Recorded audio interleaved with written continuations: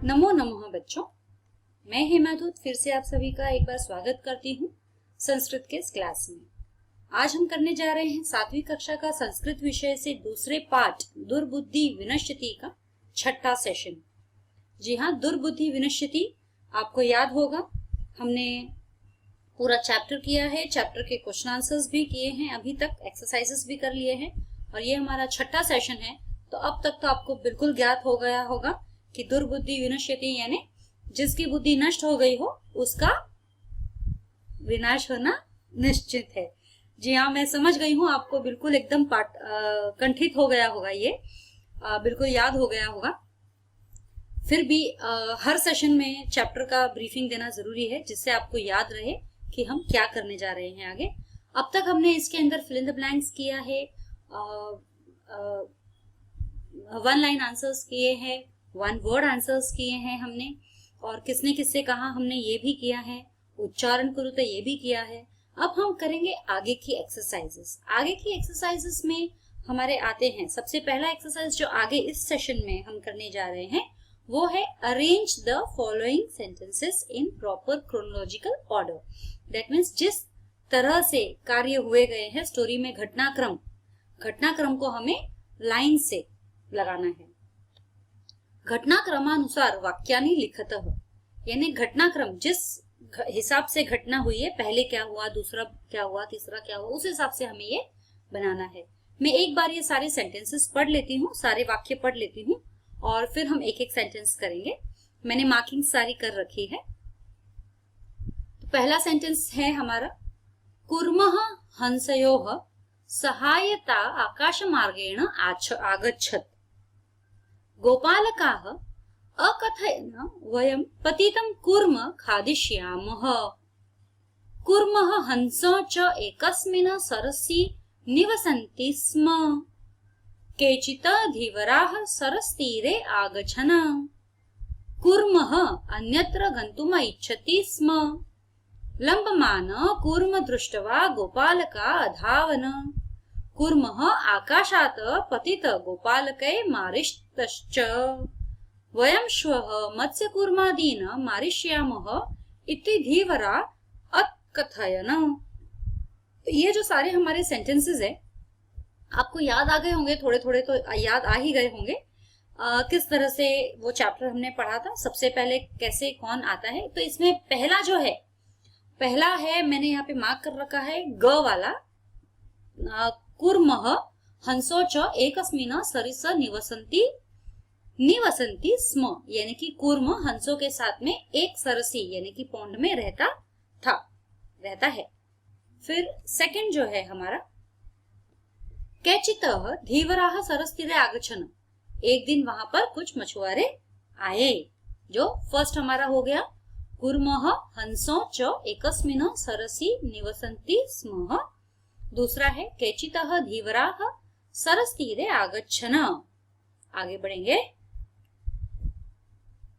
तीसरा हमारा है जो वाला वाक्य, वयं श्वः मत्स्यकूर्मादीन् मारिष्यामि इति धीवराः अकथन्, यानी कि कल हम सब यहाँ पे जितने भी मछली और कछुए आदि वगैरह है उन सबको मार देंगे, ऐसा धीवरा कह रहे थे। तो पहला हमारा तीनों जो है, दो हंस और एक कछुआ एक तालाब में रहते हैं। दूसरा हो गया, एक दिन वहां पर धीवरा आए और फिर उन्होंने क्या कहा कि हम यहाँ पर जितने भी जलाशय में जितने भी मछली और कुर्म आदि है, यानी कि जो कछुए वगैरह है, उनको हम मार डालेंगे। अब चौथा जो है हमारा, तो ये सब सुनकर कूर्मः अन्यत्र गन्तुम् इच्छति स्म, यानी ये सब सुनकर कूर्म जो है दूसरे जगह पर जाने की इच्छा व्यक्त करने लगा। पांचवा हमारा है, कूर्मः हंसयोः सहायता आकाशमार्गेण अगच्छत, यानी कूर्म जो है हंसों के साथ में आकाश मार्ग से जाएगा। अगच्छत यानी कि आकाश मार्ग से जाने की इच्छा प्रकट करता है। फिर छठा जो है हमारा, लंबमान कूर्म दृष्ट्वा गोपालका अधावनः, यानी दूर से गोपालका यानी कि बालक, कुछ बालक उस कूर्म को उड़ते हुए देखते हैं और उसके पीछे पीछे भागते। अधावनः। सातवां हमारा है, गोपालकाः अकथन वयं पतितं कूर्म खादिष्यामः, यानी गोपालका क्या कहते हैं, वयं पतितं कूर्म खादिष्यामः, यानी वह पकाकर कूर्म को खा लेगा। और बचा हुआ आखिरी हमारा है कूर्मः आकाशातः पतित गोपाल के मारिच्च, यानी कि कूर्म जब आकाश से नीचे गिरता है तो गोपाल के यानी गोपाल सारे बच्चे जो है उसे मार देते हैं। तो इस तरह से हमारा जो है घटनाक्रम वाक्यों का पूरा होता है। एक बार दोहरा देती हूँ फिर से। पहला है कूर्मः हंसो च एकस्मिन् सरसि निवसन्ति स्म, यानी वो लोग रहते थे। दूसरा केचित् धीवरा सरस तीरे आगच्छन, यानी कि कुछ मछुआरे वहां आए। तीसरा वयशोम मत्स्य कूर्मादीन मारिष्यामः इति धीवरा अकथन, यानी कि कुछ मछुआरे वहां आए और उन्होंने कहा कि हम दूसरे दिन आकर यहाँ पर जितनी भी मछलियां और कूर्म है उन्हें मार देंगे। पांचवा जो है कूर्मः हंस्योः सहायता आकाश मार्गेण आगच्छत, यानी कि कूर्म जो है हंसों के सहायता से आकाश मार्ग से जाने लगा। फिर छठा जो है लंबमान कूर्म दृष्टवा गोपालका अधावन, यानी दूर से कुछ गोपालका देखकर उस कुछवे को देखकर हंसने लगे। फिर सातवां हमारा है गोपालकाः अकथन वयं पतित कूर्म खादिष्यामि, गोपालका क्या कहते हैं, बच्चे क्या कहते हैं कि यदि वह गिर जाता है तो हम उसे पकाकर खा लेंगे। और लास्ट में आखिरी जो है हमारा कूर्मः आकाशात् पतितः गोपाल के मारिच्च, यानी कूर्म जब आकाश से नीचे गिर जाता है तो गोपाल का उसे मार देते हैं। यहाँ तक की हमारी कहानी पूरी खत्म होती है। पूरा घटनाक्रम हमने यहाँ पर बना लिया है। अब हम आगे बढ़ेंगे हमारे दूसरे एक्सरसाइज की तरफ। दूसरा एक्सरसाइज हमारा है fill in the blanks type है ये। मंजूषातः पदानि चित्वा रिक्त स्थानानि पूर्यत, ये जो है ये आपके चैप्टर से रिलेटेड नहीं है, ये एक अलग ही कहानी यहाँ पर बताई गई है और ये कहानी हमको सोचकर इसमें शब्द भरने हैं और जो ब्रैकेट्स में शब्द दिए गए हैं उन शब्दों की मदद से हमें इसे फिल करना है, इसे भरना है। तो ये एक कहानी है एक कौवों की और एक सर्प की, जो उनके जिस झाड़ पर कौवे रहते थे उस झाड़ में एक नीचे होल में सर्प भी रहता था और वो सर्प जो है उन्हें बहुत परेशान करता था। तो सभी कौवे जो है कभी ना कभी डर जाते थे क्योंकि सर्प जो है कभी उनके अंडे खा जाता था या जो भी है। सर्प इतना परेशान करता था कि अब सारे कौवे जो है परेशान थे कि क्या करें, इससे कैसे निपटा जाए। तो उसी पेड़ की शाखा पर जो कौवे रहते थे उनमें से एक वृद्ध कौवा था जो बहुत ही होशियार था। उसे पता था, उसने कहा जैसे मैं कहता हूँ वैसा करो। तो पास ही में नदी थी, वहां पर एक रानी जो है आया करती थी, हमेशा प्रिंसेस या रानी जो है आया करती थी नहाने के लिए अपनी सखियों के साथ में। तो एक दिन वैसा ही हुआ, वो जब रानी वहां पर आई नहाने के लिए तो उस वृद्ध ने कौवों से कहा कि तुम जोर जोर से आवाज करो। वो जोर जोर से आवाज करेंगे, सर्प बाहर आएगा और जब सिपाही आएंगे, सिपाही सर्प को देखेंगे तो वो सर्प को मार देंगे। उनका प्लान बहुत ही फुल प्रूफ था। अब मैं पढ़ती हूँ इस जो स्टोरी है, ये स्टोरी के एक एक वाक्यों को पढ़कर मैं आपको इसके आंसर्स के साथ में बता दूंगी। एकस्य वृक्षस्य शाखासु अनेके काकाः, यानी एक वृक्ष के शाखा पर बहुत सारे कौवे थे। वसंती स्म यानी वहां पर रहते थे। तस्य वृक्षस्य कोटरे एकः सर्प अपि अवसत, उसी वृक्ष के एक कोटरे में यानी एक नीचे कोने में एक होल करके, एक खड्डा करके एक सर्प वहां पर रहता था। अपि सर्प भी अवसत यानी रहता था। काका नाम अनुपस्थितो सर्प काकान्ना शिशुन्न खादति स्म, तो जब भी काक वहां पर नहीं होते थे, काक वहां से चले जाते थे तो सर्प जो है उनके शिशुओं को खा लेता था, उनके बच्चों को खा लेता था। तो काक उनसे वैसे ही परेशान थे। आगे बढ़ते हैं स्टोरी की तरफ। काकः दुखिता आसन, तो काक बहुत यानी कौवे बहुत ही दुखी थे। तेषु एकः वृद्ध काकः, वहीं पर एक वृद्ध काक था।